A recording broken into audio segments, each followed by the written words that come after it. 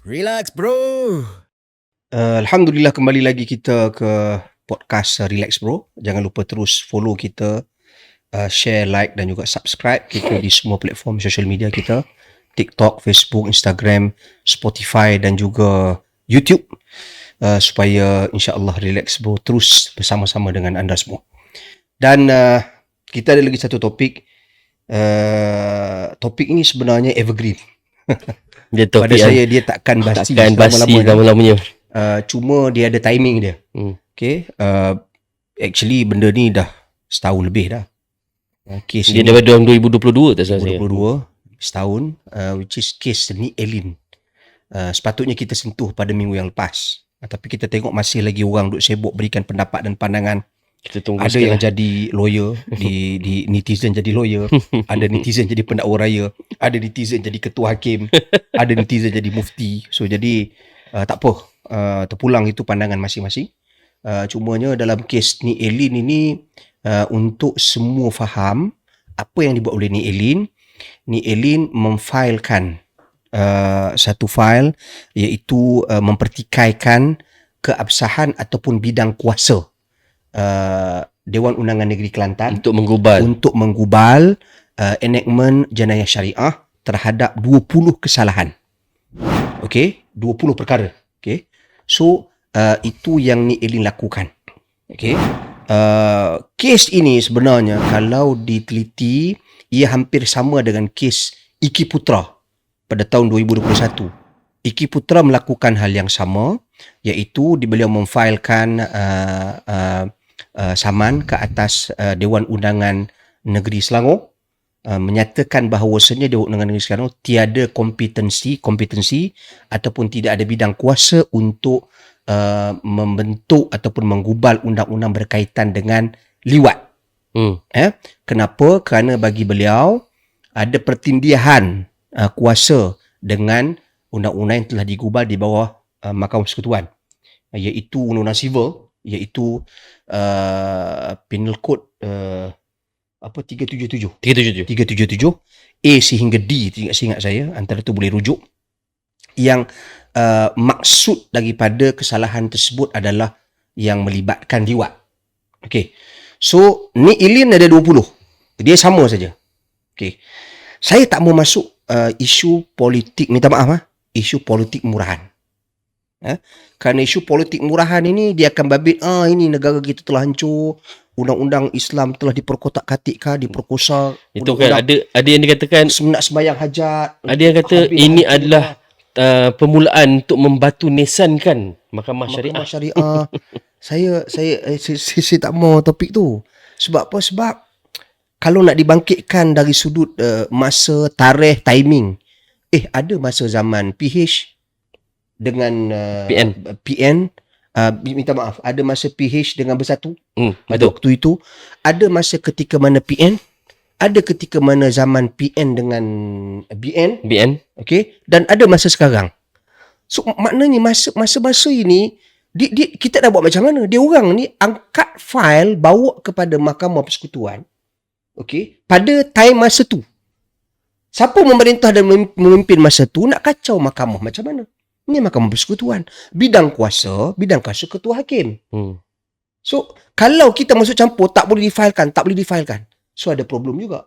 Okay? Walaupun hakikatnya saya berpendapat, saya ini pandangan peribadi saya. Okay? Boleh je kalau ketua hakim kata kes ni tak valid.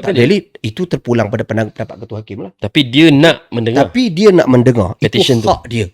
Okay? Oleh kerana dia ketua hakim, petition tersebut, dia nak memfailkan petition, minta maaf, saman lah pula saya silap petition tadi. Memfailkan petition. So dia memfailkan petition, jadi dia nak dengar petition tersebut, jadi apa kita boleh buat? Tak salah. Dan saya rasa Ketua Hakim Negara being fair lah. Dia kata dengan dia mendengar petition tersebut bukan bermaksud undang-undang syariah dicabar. Bukan.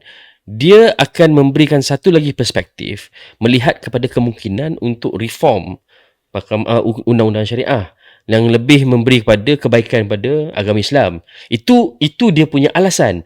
Jadi kita kena dengar dulu apa yang akan beliau katakan selepas mendengar petition yang dilakukan oleh Ni Eileen, dan akhirnya kita tak nak ke tahap membenarkan isu ini dipermainkan oleh orang-orang yang tak bertanggungjawab. Dan kita Orang tahu politik. parti mana. Kita tahu parti mana. Saya jam bila orang politik ni Agil. Bila orang politik ni, saya yang saya tak sukanya, isu ni bila didebatkan dengan cara ini hancurlah agama Islam dalam negara. Dia rosak lah. Hancurlah Islam. Dia menakut-nakutkan orang Islam. Menakutkan. Sebenarnya pada saya isu ni bahaya. Bahaya. It is. Jangan jadi ia sebagai presiden kes untuk merosakkan dan meruntuhkan institusi Mahkamah Syariah. Which is Ketua Hakim sendiri telah jelaskan. Petition ini yang dibangkitkan oleh Ni Ilin dengan Iki Putra ni, soal tujuan dia orang tu nombor 2. Tapi Hakim melihat dari perspektif yang mana apa yang dibangkitkan ini, dia ingin mengambil peluang untuk direview, untuk disemak sekiranya mampu untuk memperkasakan 10 Mahkamah Syariah. Saya nak tanya, Dok. Saya rasa kita takut pendengar dan penonton kita salah faham. Okay. Ni Ilin membawa petition ini ke Mahkamah Persekutuan bukan kerana dia tak setuju dengan hukuman syariah. Dia tidak bersetuju dengan kompetensi ahli-ahli Dewan Undangan Negeri untuk menggubal akta-akta dalam syariah. Kompetensi ni maksudnya bidang kuasa. Bidang kuasa. Maksudnya dia macam inilah. Untuk bagi pendengar faham, bila ahli Dewan Undangan Negeri ni, kita dipilih melalui pilihan raya, latar belakang mereka tak semestinya lawyer. Latar belakang mereka tak semestinya ahli agama ataupun ahli akademik. Tetapi kuasa untuk menentukan hukum-hukum syariah tertakluk kepada kuasa kerajaan negeri. Dalam kes ni, dia mengatakan bahawa ahli-ahli Dewan Undangan Negeri di negeri Kelantan tidak ada kompetensi untuk menggubal undang-undang syariah yang 20 ni, yang dia nak cabar ni. Tapi sekiranya lah, andai kata kesemua ahli Dewan Undangan Negeri Kelantan tu ada latar belakang syariah law. Dia dah jadi cerita lain lah. Maksudnya dia memang ada kelayakan, memang ada kompetensi dan kepakaran untuk menggubal undang-undang berkaitan dengan hukum syariah. Jadi saya tak rasa Ni Ilin dalam keadaan itu, saya tak rasa Ni Ilin akan mampu untuk mencabar 20 perkara dalam enactment undang-undang tu. Dia macam ni Agil lah. Tu satu perspektif. Perspektif orang melihat daripada luar. Orang melihat daripada luar, kebenaran yang diberikan oleh Ketua Hakim untuk difilekan petition ini, untuk didengari. Petition ini, itu menjadikan kebimbangan orang. Takut. Ni syok nak argue ni. Bukan apa, takut. Yang 20 ni katakanlah lepas. Contoh. Betul. Katakanlah lepas. Dia akan efek Mahkamah Syariah. Okay. So itu kebimbangan orang dan membuka floodgate kepada membuka ruang lagi kepada banyak lagi petition-petition yang mungkin akan difilekan oleh orang-orang, mungkin bukan macam Ni Ilin, orang yang nak ambil kesempatan terhadap undang-undang ataupun kelemahan loophole dalam Mahkamah Syariah. Okay. Itu floodgate tu saya yakin kita boleh sepakat dalam bab tu. Betul. Floodgate saya tu. setuju. Okay. Cumanya satu benda yang saya rasa kalau kita nak pergi kepada solusi, ni pandangan saya lah. Saya rasa pela-pela lah. Orang boleh kata pela-pela nak review mahkamah-mahkamah syariah ni. Okay, which is usaha ni sebenarnya telah dilakukan oleh dulu ni kerajaan dulu, zaman BN dulu.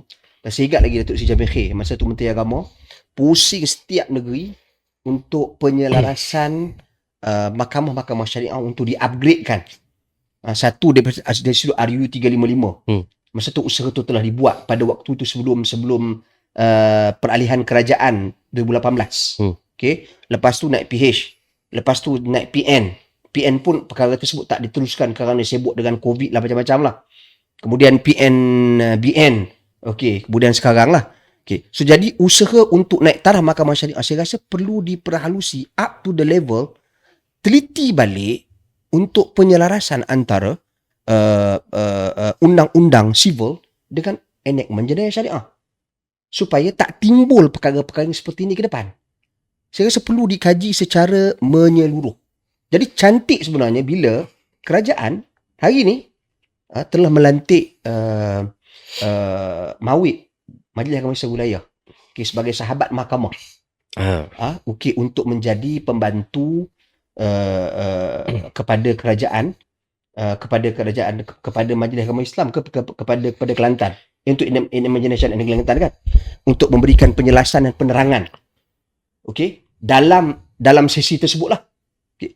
Jadi saya harap kalau benda ni dilangsungkan bukan hanya untuk 20 ni saja, diteliti semua perkara yang boleh membawa kepada perbahasan yang seperti ni, itu lebih selamat dalam jangka masa panjang. Sebab apa? Kita ada 2/3 sekarang ni. Buatlah. Kita ada 2/3. Then it's a good time to test It's a good time. our friend from DAP on their sincerity in understanding the position of Syariah law. I'm sorry using my English. But I think inilah masa yang sesuai. Cuma saya nak tambah sikit, Dok. Saya sebelum kita bincang dalam podcast ni, saya macam blur-blur sikit nak faham. Tapi bila kita bincang deeper, then saya mengambil ini sebagai satu hikmah lah. Sebagai satu hikmah. Hikmahnya ialah untuk kita melihat semula. Sebab I'm a process man, Dok. Ya. Kita melihat semula proses penggubalan hukuman syariah ataupun enactment jenayah syariah. Termasuklah akta yang berkaitan dengan hukum syariah law lah, undang-undang syariah. Bukan setakat enactment jenayah, syariah law sendiri.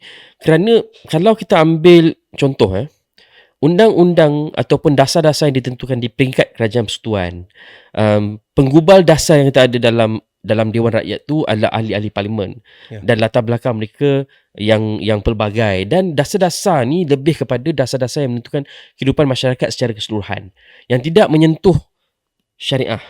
Tapi bila datang pada hukum ataupun undang-undang syariah, dia lebih spesifik. Dia mesti ada nas-nas, ada dalil-dalil dan sokongan-sokongan yang berlandaskan Al-Quran dan As-Sunnah. Yang kalau saya salah betulkan, Dok. Saya rasa Dok lagi banyak pengalaman dan latar belakang pendidikan yang relevan berbandingan saya. Tapi itu pemahaman saya bila datang pada hukuman syariah, undang-undang syariah. Dan bila kita cerita pasal undang-undang syariah, yang menggubal tu tak boleh sebarang orang. Dia tak boleh sebarang orang. Kalaupun ahli-ahli Dewan Undangan Negeri ni tak ada latar belakang agama yang boleh membenarkan mereka menggubal hukuman ataupun undang-undang syariah, perlu ada satu proses yang mana kita perlu ada the subject matter expert yang memberikan dalil-dalil atau mampu untuk menjustifikasikan hukuman tu. Apakah asas-asas pertimbangan yang digunakan untuk Dewan Undangan Negeri meluluskan enactment jenayah ataupun undang-undang syariah, supaya akhirnya asas pembentukan undang-undang syariah di negeri masing-masing, dia tak boleh sama, tapi di negeri masing-masing ada asas justifikasi daripada mereka yang layak dan mempunyai latar belakang pendidikan yang selayaknya. Itu bagi saya lah. Okay, saya cup di situ. Dia sebenarnya macam ni, the process dia simple. Tentunya bukan wakil-wakil rakyat ni yang buat. Wakil rakyat ni dia datang endorse. Dia tak bahas pun. Ada perbahasan. Sure akan ada perbahasan. Sebab dia kok mana pun dia kena bahas. Perkataan tu dia akan digubal oleh Dewan Undangan Negeri. Okay? Tetapi yang buat tu kita pun tahu macam ahli parlimen lah. Betul lah. Ahli parlimen dibahas undang-undang JPJ contohnya. Bukan ahli parlimen buat. JPJ buat. JPJ yang buat. Macam tu juga. Ni Mahkamah Syariah, Majlis Agama Islam, pakar-pakar, ahli majlis fatwa, Dewan Kanduk, Dewan Bersidang. So that's the process. That's process kita tahu semua. Tapi bila timbul ini mencabar, persepsi yang cuba diberikan seolah-olah mereka menggubal. Itu poin saya. Itu poin saya. Kena jelas lah. Kena jelas. Kena jelas. Sebab tu cantiknya bila dalam ahli Dewan Undangan Negeri ni pun calon-calonnya yang nak jadi pilihan raya pun kena ada juga orang sosok yang ada sesuai betul-betul knowledge bab berkenaan dengan agama, which is saya yakinlah di Kelantan ada. Tak pasti ya. InsyaAllah lah ada. Dah pasti dah tu. Be fair. Walaupun kita parti politik berbeza, tapi kita adil, betul lah. Exco agamanya kena tahu. Okay, setidak-tidaknya exco agama tu kena boleh memberikan penjelasan dan penerangan atas setiap satu perkara. Cuma satu perkara yang kita kena ketahui bahawasanya kita tak fully practice lagi syariah law. Betul. Kita tak fully practice. Tetapi usaha untuk memperkasakan mahkamah syariah ni dia berlaku dan dia ada proses. Saya tertarik tu. Ada seorang mahasiswa masa PMX pergi ke Mesir. Dia angkat tangan tanya soalan dekat PMX. Kenapa tak laksanakan lagi hukum Islam? Baru ni saya jumpa dengan mahasiswa tersebut. Okay. Saya sembang dengan dia. Dia orang very ideal. Ideal ni maknanya ideal nak idealistik. Dia Benar-benar ideal. bagi idea kita kena buat. Betul, kita kena buat. Cuma we have the process. Dan kita kena ingat bahawasanya kita merdeka daripada penjajah dalam keadaan kita menerima perlembagaan persekutuan ini dibuat oleh penjajah. Okay, undang-undang dibuat oleh British. Okay, so kita buat. Kemudian daripada itu, oleh kerana kebijaksanaan pemimpin walaupun Lord lah pada waktu itu kan, raja-raja kita mungkin ada penasihat-penasihat yang baik pada waktu itu, still mampu untuk meletakkan Islam sebagai agung persekutuan, kuasa-kuasa raja-raja, hak-hak Melayu, bahasa dan sebagainya, kaitkan Melayu dengan Islam. Okay? So jadi itu yang mampu untuk kita liberate balik. Selepas daripada itu kita kembangkan. Kita kena adjust. Kita adjust, buat adjustment. Adjust. So jadi adjustment daripada dulu sampai sekarang, inilah hasil dia. Berlaku lah. Dan kita mengharapkan dari masa ke semasa diperkasakan. Dan ia ada proses. Dia bukan boleh masuk, okey, ubah. Tak boleh. Dia akan angkat, masuk, gubal, bincang, compare to civil law, tengok, buat perbandingan, synchronize balik. So dia ada proses.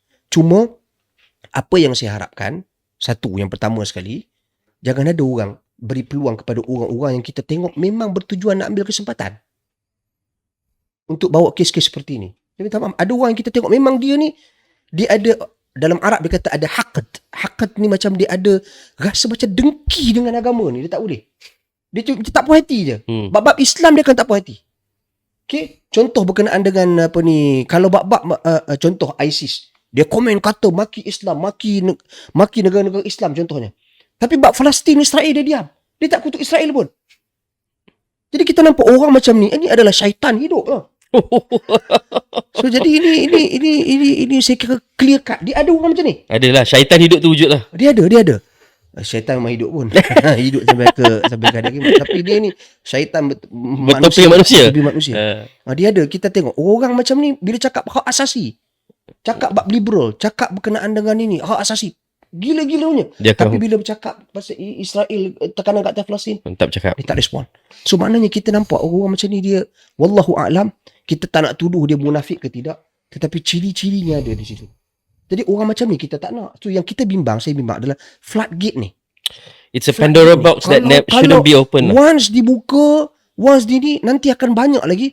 Mungkin ketua hakim mahkamah Mahkamah Persekutuan, Tengku Maimun, beliau punya pandangan, kata okey tak apa, masuk semua, aku nak tengok, aku nak review balik semua, baca balik semula, semua sekali, dan kita perkasakan. Kalau dia niat macam tu, saya doakan moga-moga Tengku Maimun diberikan kebaikan dunia akhirat, insyaAllah. Diberikan hidayah untuk memberikan kekuatan untuk bawa kes ni dan fungsikan semula kedudukan dan kekuatan Mahkamah Syariah. Itu harapan dan saya setuju dengan pandangan Dok. Kalau betul-betul kerajaan nak memperkasakan Mahkamah Syariah, this is the right time. You have the 2/3, bukan 2/3 plus 5. Ada hari ni. Bukit Gantang. Nanti kita bincang. Kita bincang sekejap lagi. Jadi kita akan berhenti berehat untuk ke topik terakhir, iaitu topik politik. Kembali sebentar lagi bersama Relax Bro. Relax Bro.